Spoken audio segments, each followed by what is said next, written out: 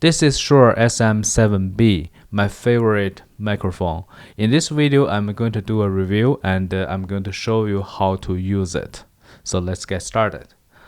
Since I've been started making videos about 2 years ago, I've always been looking for the best microphone. There's no the best, but it's gonna be my number one choice if it's available. So I've been buying like this Shure SM58 or the lavalier, the like this, and the Rode, this one, and the Blue Yeti. Lots of them. I also sell some of them, but my final one of the best one is the SM7B. The reason I spend so many times looking for microphones is that I always find that some microphones just don't sound great. I just like to hear my sound clear and not like very weird.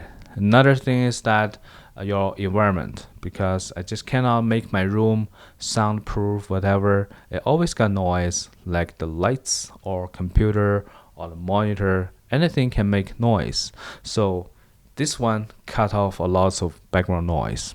In my opinion, if you're recording in your studio, this is the best microphone you can get.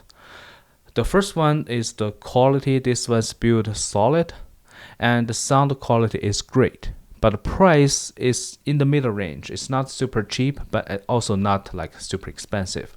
I think most people can afford it, and since you get it, the quality just goes up and you just never regret.